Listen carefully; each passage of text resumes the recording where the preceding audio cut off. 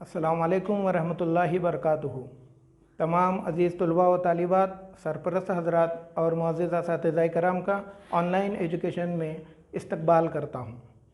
बच्चों, चूँकि हम टीवी पर तालीम का सिलसिला जारी रखे हुए हैं और आज हम मज़मून उर्दू की दरसी किताब के ज़रिए से दूसरा सबक हज़रत उमर फ़ारूक रज़ियल्लाहु ताला अन्हु के मुतालिक मालूमात हासिल करेंगे। बच्चों, आपके दूसरे सबक में, और जैसे कि आप स्लाइड में देख रहे हैं, सबक नंबर 2 हज़रत उमर फ़ारूक रज़ियल्लाहु ताला अन्हु। जो ये हज़रत का लक़ब लगाया गया है, ये अदबन लगाया जाता है, और उमर और फ़ारूक ये दोनों मिलाकर एक लफ्ज़ बनता है। ये एक मुरक्कब लफ्ज़ है। उमर उनका असल नाम है और फ़ारूक उनका लक़ब। उन्हें फ़ारूक क्यों कहा गया, हम इस सबक में देखेंगे, मिसालों के ज़रिए समझेंगे, फिर हमें पता चलेगा कि इन्हें फ़ारूक क्यों कहते हैं। और फ़ारूक के ऊपर आप एक निशानी देख रहे हैं, र और ज़, यानि रज़ियल्लाहु ताला अन्हु। मर्द सहाबी के लिए रज़ियल्लाहु ताला अन्हु पढ़ेंगे और सहाबिया यानि औरत के लिए रज़ियल्लाहु ताला अन्हा पढ़ेंगे। आम तौर पर हमारे तुलबा व तालिबात और सरपरस्त यहाँ गलती करते हैं, इसलिए ये मिसाल देना मुनासिब समझता हूँ। मर्द हों जैसे कि हज़रत उमर फ़ारूक रज़ियल्लाहु ताला अन्हु, अगर औरत हों सहाबिया तो रज़ियल्लाहु ताला अन्हा, मिसाल हज़रत आयशा रज़ियल्लाहु ताला अन्हा। तो इस सबक को लिखने वाले मुसन्निफ़ हैं डॉक्टर मोहम्मद शरफुद्दीन साहिल। बच्चों, साहिल इस लफ्ज़ पर आपको एक निशानी दिखाई दे रही है, उसे तखल्लुस की अलामत कहते हैं। तखल्लुस की अलामत वहाँ इस्तेमाल की जाती है जब शायर अपना असल नाम के बजाय उसका मजाजी नाम इस्तेमाल करता है। इसका मतलब है कि ये सबक लिखने वाले मुसन्निफ़ डॉक्टर मोहम्मद शरफुद्दीन साहिल ये नसर भी लिखते हैं और नज़्म भी। यहाँ हज़रत उमर फ़ारूक रज़ियल्लाहु ताला अन्हु के अहादीस और वाक़यात और सिफ़ात के ताल्लुक़ से जो मालूमात मौजूद हैं, उनको इकट्ठा करके मजमूई सूरत में आपके सामने उन्होंने पेश किया। तो चलें, पहली बात, 5वीं जमात में आप मुसलमानों के पहले खलीफा हज़रत अबू बकर सिद्दीक़ रज़ियल्लाहु ताला अन्हु की ज़िंदगी के कुछ हालात से वाकिफ़ हो चुके हैं। आप लफ्ज़ खलीफ़ा के माने भी जानते हैं। बच्चों, यहाँ ये जो लफ्ज़ खलीफ़ा नज़र आ रहा है, खलीफ़ा के माने होते हैं नायब, यानि अल्लाह के हुक्मों को पूरा करने वाला और करवाने वाला। इस्लाम के इब्तदाई ज़माने में जब मुसलमानों की तादाद बढ़ रही थी और इस्लाम मुल्क अरब से निकलकर ईरान, मिस्र, स्पेन और दूर दराज मुल्कों में फैल चुका था, ऐसे हालात में इस्लामी हुकूमत को मुसलमानों के कब्ज़े वाले तमाम इलाक़ों को संभाले रखना बहुत ज़रूरी था। हुकूमत का ये निज़ाम हज़रत मोहम्मद सल्लल्लाहु अलैहि वसल्लम के बाद हज़रत अबू बकर रज़ियल्लाहु ताला अन्हु से कायम हुआ। इस्लामी हुकूमत के इस निज़ाम को खिलाफत कहते हैं। हज़रत अबू बकर सिद्दीक़ रज़ियल्लाहु ताला अन्हु ने सिर्फ 2.5 साल हुकूमत की। इनके बाद हज़रत उमर फ़ारूक रज़ियल्लाहु अन्हु को खलीफा बनाया गया। यहाँ इनके अखलाक व आदात और ज़िंदगी के कुछ वाक़यात बताए जा रहे हैं। जान पहचान, यहाँ मुसन्निफ़ के कुछ हालात बताए गए हैं। इस सबक के मुसन्निफ़ डॉक्टर मोहम्मद शरफुद्दीन साहिल 2 अगस्त सन 1949 को नागपुर में पैदा हुए। उर्दू, फ़ारसी और अरबी में उन्होंने एमए करने के बाद 2 मरतबा पीएचडी की डिग्रियां हासिल की। मुख्तलिफ़ तालीमी इदारों में उन्होंने तदरीस की, तहकीक, तनकीद, शायरी जैसी असनाफ़ और ज़ुबान और अदब की तारीख़ में भी उन्होंने बहुत काम किया है। इन मौज़ूआत पर इनकी तसानीफ़ शाया हो चुकी हैं, जिन्हें कई एजाज़ात भी मिले हैं। ताज़गी बच्चों के लिए लिखी गई इनकी नज़मों का मजमुआ है। तो चलिए बच्चों, हज़रत उमर फ़ारूक रज़ियल्लाहु ताला अन्हु के ताल्लुक़ से दीगर लीडरान ने क्या कहा है। तो सबसे पहले हम देखते हैं हमारे देश के सबसे एक अजीम रहनुमा महात्मा गांधी जी ने उमर रज़ियल्लाहु अन्हु के ताल्लुक़ से क्या कहा। उन्होंने कहा, I can not give you the reference of Ramchandra और Krishna because they were not historical figures. I cannot help it but to present to you the names of Hazrat Abu Bakr radiallahu anhu and Hazrat Umar Farooq radiallahu anhu. They were leaders of vast empire, yet they lived a life of austerity. Austerity means simplicity. Gandhi ji ने कहा कि मैं रामचंद्र और कृष्णा इन लोगों की मिसालें इसलिए नहीं दे सकूँगा क्योंकि ये तारीख़ी किरदार नहीं हैं, मैं आपको हज़रत अबू बकर और उमर रज़ियल्लाहु अन्हु की मिसाल इसलिए दे रहा हूँ क्योंकि उन्होंने दुनिया के वसी इलाके पर हुकूमत की और एक सादा ज़िंदगी उन्होंने गुजारी। If India has to improve it should be ruled by a dictator as honest and upright as Hazrat Umar रज़ियल्लाहु ताला अन्हु। ये बात गांधी जी ने आज नहीं कही, भारत आज़ाद होने से पहले कही थी कि भारत पर हुकूमत करने वाला शख्स कैसा होना चाहिए, वो ईमानदार होना चाहिए, वो आदिल इंसाफ करने वाला होना चाहिए, तब भारत सही रुख पर चलेगा। तो चलें हम उमर फ़ारूक रज़ियल्लाहु अन्हु की ज़िंदगी के हालात से वाकिफ़ियत हासिल करते हैं। हज़रत उमर फ़ारूक रज़ियल्लाहु ताला अन्हु मुसलमानों के दूसरे खलीफा थे। इनके वालिद का नाम खत्ताब था। हज़रत उमर रज़ियल्लाहु अन्हु 583 सन ईस्वी में मक्के में पैदा हुए। उन्होंने पहलवानी और शहसवारी के फ़नून में महारत हासिल की और पढ़ना लिखना भी सीखा। बच्चों, शहसवारी कहते हैं घोड़ा चलाने को, पहलवानी जैसे आप जानते हैं कुश्ती, और एक लफ्ज़ से आप ज़रा सा ताज्जुब हो जाओगे कि उन्होंने पढ़ना लिखना भी सीखा। इसका क्या मतलब है? आज जैसे यहाँ मदारिस कायम हैं, स्कूल कायम हैं, पुराने ज़माने में मदारिस और स्कूल नहीं हुआ करते थे, तो घर पर ही लिखना पढ़ना होता था। जब कोई पुराने ज़माने में लिखना पढ़ना सीखता तो उसे बहुत अहमियत और इज़्ज़त दी जाती। हज़रत उमर रज़ियल्लाहु अन्हु तिजारत करते थे। तिजारत के सिलसिले में उन्होंने दूर दराज के सफ़र किए और दौलत कमाने के अलावा इल्म और तजुर्बा भी हासिल किया। हज़रत उमर रज़ियल्लाहु अन्हु का शुमार अरब के सरदारों में होता था। शुरू में अरब के दूसरे सरदारों की तरह उन्होंने भी इस्लाम की दावत को कबूल नहीं किया, बल्कि इसकी शदीद मुखालिफत की, लेकिन अल्लाह ने हज़रत उमर रज़ियल्लाहु अन्हु के दिल को फेर दिया। यहाँ बच्चों एक बड़ा वाक़या है, आप उसे हदीस की रोशनी में समझने की कोशिश करें। चुनांचे हज़रत मोहम्मद सल्लल्लाहु अलैहि वसल्लम की खिदमत में हाजिर होकर उन्होंने इस्लाम कबूल किया। जब दुश्मनों का जुल्म सितम हद से बढ़ गया तो अल्लाह के रसूल सल्लल्लाहु अलैहि वसल्लम ने हिजरत का हुक्म दिया। बच्चों, हिजरत कहते हैं एक मुकाम से दूसरे मुकाम को चले जाना। हज़रत उमर रज़ियल्लाहु अन्हु ने अलानिया मक्के से मदीना हिजरत की। अलानिया का मतलब होता है ऐलान करके, अगर किसी में हिम्मत है तो मुझे रोक कर बताओ। हज़रत उमर फ़ारूक रज़ियल्लाहु ताला अन्हु ने मदीने में भी हज़रत मोहम्मद सल्लल्लाहु अलैहि वसल्लम का हर मौके पर साथ दिया और इस्लाम की हिफाजत के लिए तन मन धन की बाजी लगा दी। बच्चों, ये अल्फाज याद रखो आप, तन मन धन की बाजी लगा दी, जान भी दी, वक्त भी दिया, माल भी दिया और उनकी मदद की। हज़रत अबू बकर सिद्दीक़ रज़ियल्लाहु ताला अन्हु के वफ़ात के बाद हज़रत उमर रज़ियल्लाहु ताला अन्हु खलीफा बने। हज़रत उमर फ़ारूक रज़ियल्लाहु ताला अन्हु की खिलाफत की मुद्दत 10 बरस 6 महीने और 4 दिन है।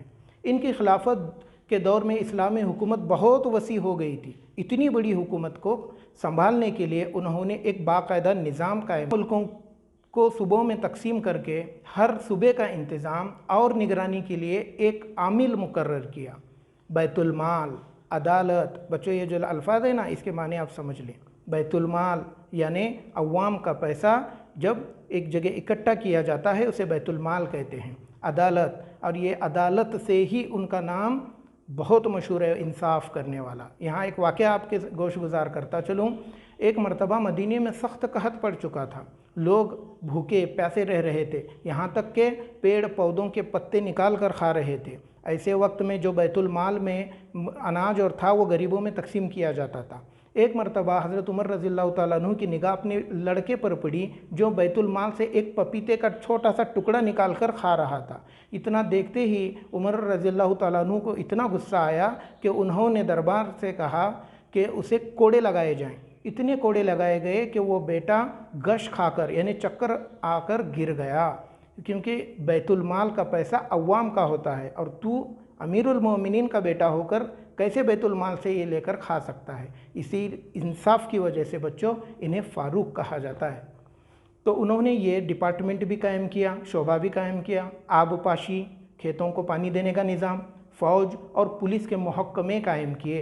याद रखिएगा बच्चों, इतने सारे डिपार्टमेंट पहले के दौर में नहीं हुआ करते थे। शुरुआत उमर फ़ारूक रज़ियल्लाहु अन्हु ने की। शहर आबाद करवाए, नहरें खुदवाईं, मेहमान खाने तामीर करवाए, फ़ौजी छावनियाँ बनवाईं। हज़रत उमर रज़ियल्लाहु ताला अन्हु की हिदायत पर सलाह व मशवरे के बाद हिजरत के वाक़े को बुनियाद बनाकर हिजरी कैलेंडर की इब्तिदा की गई। यहाँ बहुत बड़ा वाक़या है बच्चों, आप हदीस की रोशनी में और अपने बड़ों से समझने की कोशिश करो। अब जो सन हिजरी 1443 चल रही है, ये इसी हिजरत के वाक़े को बुनियाद बनाकर तब से आज तक गिना जा रहा है। हज़रत उमर फ़ारूक रज़ियल्लाहु अन्हु की खिलाफत में इतनी आज़ादी थी कि आम लोग भी बेखौफ होकर उनसे गुफ्तगू करते और अपनी ज़रूरतें बयान करते थे। हाजतमंदों के लिए उनका दरवाज़ा हर वक्त खुला रहता। हज़रत उमर रज़ियल्लाहु अन्हु का मामूल था कि मुजाहिदीन के घरों को जाकर खैर खैरियत मालूम करते। औरतों को बाज़ार से सौदा सल्फ़ लाना होता तो मंगवा कर देते।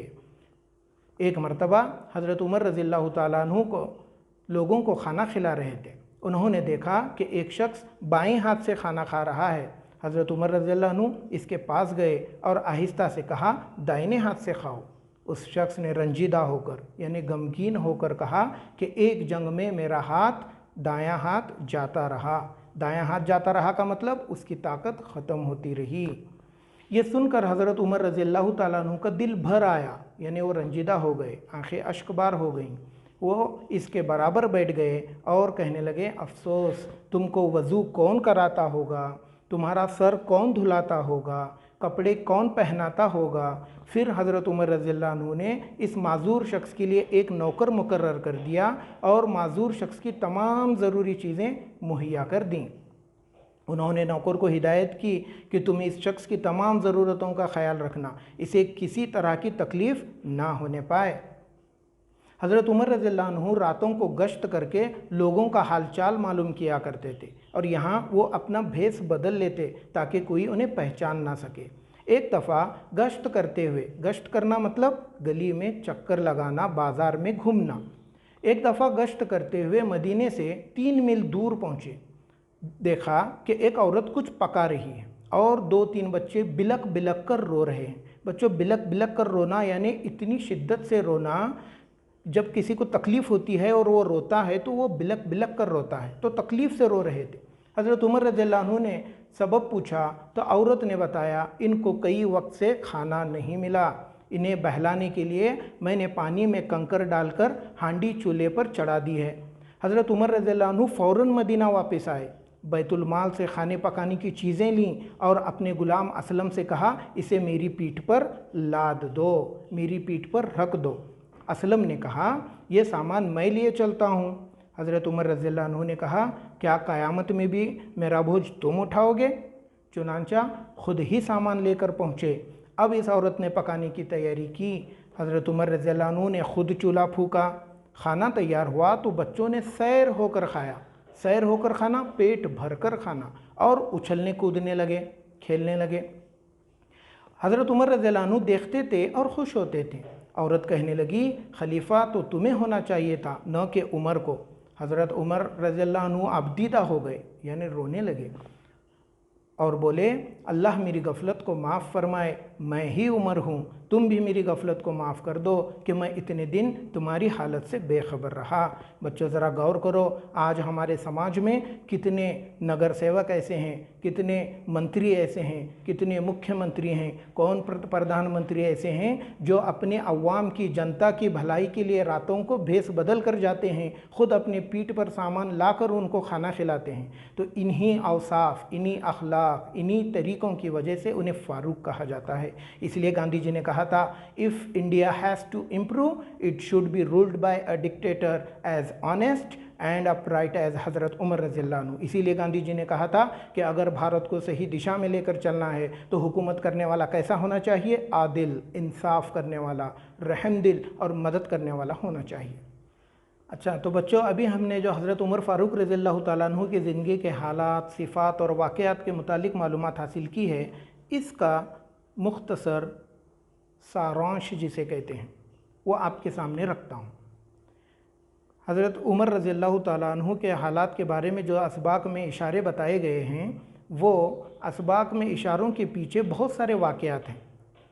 एक हदीस शरीफ का मफ़हूम है, हुज़ूर सल्लल्लाहु अलैहि वसल्लम ने फ़रमाया, अगर मेरे बाद कोई नबी होता तो उमर होता, यानी इनकी इतनी बड़ी फजीलत कि उमर रज़ियल्लाहु अन्हु अगर हुजूर के बाद अगर नबी होते तो ये होते, तो कितना बड़ा दर्जा।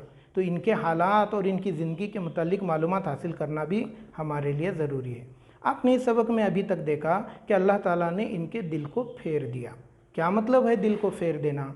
ये इनका शुमार अरब के सरदारों में हुआ करता था, और जो सरदार हुआ करते हैं, लीडर हुआ करते हैं, उनमें गुरूर होता है, घमंड होता है, तकब्बुर होता है, ये किसी की नहीं सुनते। इसी तरह ये अरब ममालिक में जो सरदार हुआ करते थे ये भी नशे के अंदर चूर होते थे, तकब्बुर के नशे में चूर होते थे। वैसा ही हाल उमर रज़ियल्लाहु अन्हु का भी था।